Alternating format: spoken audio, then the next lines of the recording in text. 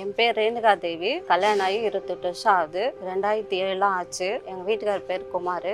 அவர் auto தான் ஓட்டுறாரு. எனக்கு என் குழந்தை மகாலட்சுமி பிறந்தா.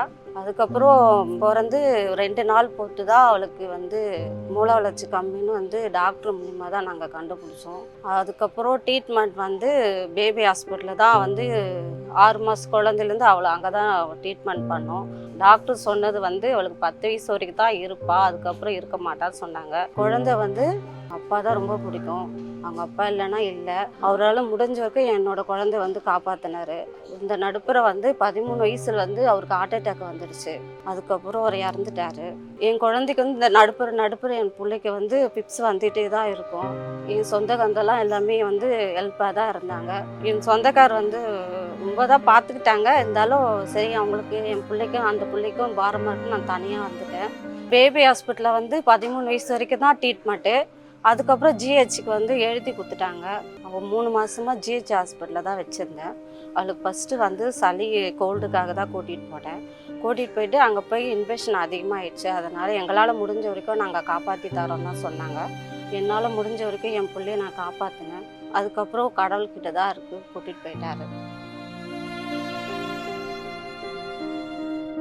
இந்த மாதிரி குழந்தை பிறந்ததுன்னா தயவு செஞ்சு விடாதீங்க. எவ்வளோ உங்களால் முடிஞ்ச வரைக்கும் அந்த குழந்தைக்கு ஹெல்ப் பண்ணுங்க. என் குழந்தை என்னை விட்டு போகணும்னு நான் நினச்சே பார்க்கல. என் குழந்தை நினச்சி இன்னும் நான் ஃபீல் பண்ணிட்டு தான் இருக்கேன்.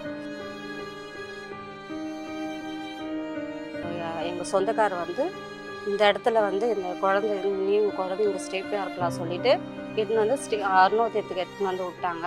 சார் தான் என்னையும் குழந்தை சார் தான் பார்த்துக்கிட்டாரு. என்னோட குழந்தைக்கு உடம்பு சரியில்லைன்னா அவர் தான் சார் தான் ஜிஹெச் ஹாஸ்பிட்டலில் ரொம்ப முடியாமல் ஆகிட்டா. ஃபஸ்ட்டு காப்பாற்றி இட்டுட்டு விட்டுட்டேன். ரெண்டாவது மறுபடியும் சிக்கல் ஆகிட்டா. மறுபடியும் ஜிஹெச் ஹாஸ்பிட்டலில் தான் வச்சுருந்து மறுபடியும் என்னால் முடிஞ்ச வரைக்கும் குழந்தை ரொம்ப முடியாமல் ஆகிட்டா. என் குழந்தை இறந்துட்டா. என் பொண்ணு மகாலட்சுமிக்காக இந்த அவார்டு கிடச்சிருக்கு. ரொம்ப ரொம்ப சந்தோஷம். இந்த நேரத்தில் என் குழந்தை இல்லைன்னு ரொம்ப வருத்தப்படுறேன்.